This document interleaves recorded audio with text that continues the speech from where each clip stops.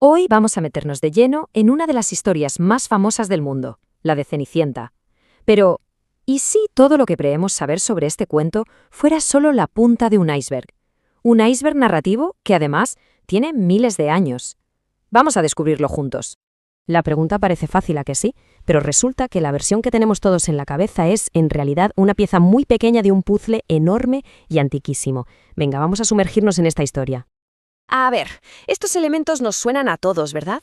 La joven buena y sufridora, la familia política malvada, el toque de magia que lo cambia todo y, cómo no, el famoso zapato de cristal. Esta es la Cenicienta que Charles Perrault popularizó en el siglo XVII y que luego Disney convirtió en un ícono mundial. Pero esta es una versión, digamos, muy edulcorada. Para encontrar el origen de verdad, el origen real de la historia, tenemos que hacer un viaje muy muy largo en el tiempo y además a una parte del mundo completamente distinta. Pues sí, así como suena, muchísimo antes de que existieran las hadas madrinas o las calabazas convertidas en carrozas, la esencia de este cuento ya se contaba. Y esto, claro, cambia por completo la idea de que es un cuento de hadas europeo y nada más. Y aquí entra en escena nuestra primera protagonista. Se llamaba Ródope. Ojo, no era una sirvienta en su propia casa, no. Era una joven griega que fue capturada por piratas y vendida como esclava en Egipto. Su historia, fijaos qué curioso, nos llega a través del geógrafo griego Estrabón. Y aquí es donde la cosa se pone de verdad interesante. Olvidémonos del baile y del príncipe buscando esposa. Ródope se está bañando tranquilamente en el Nilo cuando, de repente, un halcón, que resulta ser una manifestación del dios Horus, baja en picado y ¡zas!, le roba una de sus sandalias rojas. El pájaro vuela hasta la ciudad de Memphis y la deja caer justo en el regazo del faraón. El faraón, al ver esto, lo interpreta como una señal de los dioses y, fascinado, ordena buscar por todo el reino a la dueña de esas sandalias tan especial. La historia de Ródope es la prueba definitiva de que este no es solo un cuento antiguo, es que es un fenómeno mundial. La idea de una heroína que sufre y que al final es reconocida gracias a una prenda perdida, esa idea ha viajado por todo el planeta. Y cuando digo que ha viajado, me refiero a esto. Se calcula que existen más de 700 variantes de la historia de Cenicienta. ¡700! Repartidas por todas las culturas. Cada una la ha hecho suya, adaptándola a sus valores, a sus miedos y a sus esperanzas. Es una barbaridad.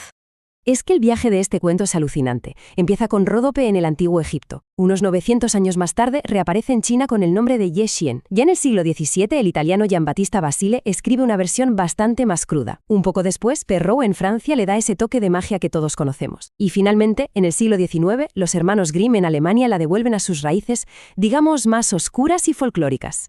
Y esta tabla lo resume genial, ¿no? Muestra la increíble diversidad del arquetipo. En Egipto, quien ayuda es un dios. En China son las espinas de un pez mágico, que en realidad es la reencarnación de la madre de la protagonista.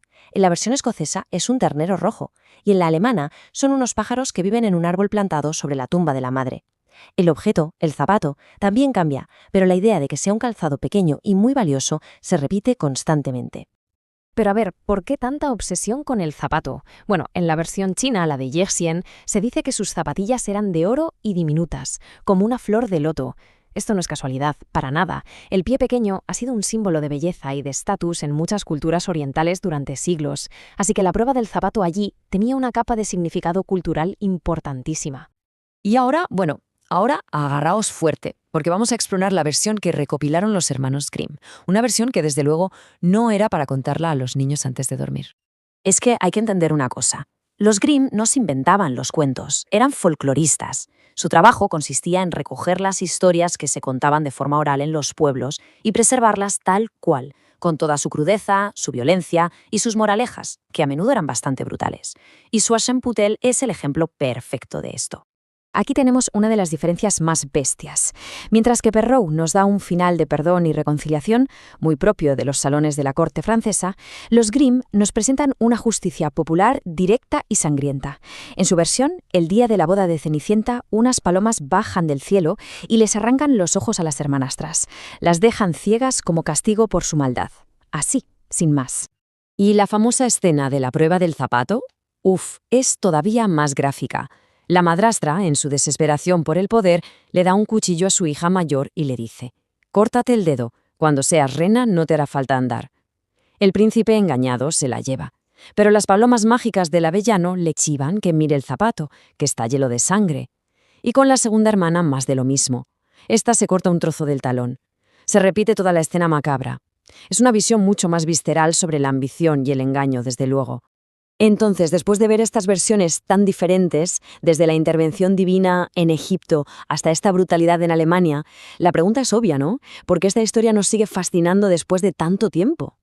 Pues la respuesta está en el poder de lo que se conoce como un arquetipo. Cenicienta no es solo un personaje, es un patrón, un modelo de historia que es fundamental. Representa una idea que todo el mundo puede entender, da igual la cultura o la época en la que viva. Y estos son los pilares que la sostienen. Da igual que el zapato sea de cristal, de oro o de piel, el núcleo emocional es siempre el mismo. Esa creencia inquebrantable en que la bondad al final será reconocida, que la opresión no dura para siempre y que la justicia, de una forma u otra, acaba llegando. Es ese anhelo universal lo que le da al cuento su poder inmortal. Y así llegamos al final. La historia de Cenicienta es como un espejo. Cada versión, desde la sandalia roja de Ródope hasta la zapatilla ensangrentada de Aschenputtel, nos devuelve un reflejo. Nos muestra lo que cada sociedad valoraba, lo que temía y lo que deseaba. Y la pregunta que queda en el aire es, ¿qué refleja de nosotros la versión que contamos hoy en día? Muchas gracias por la compañía en este viaje.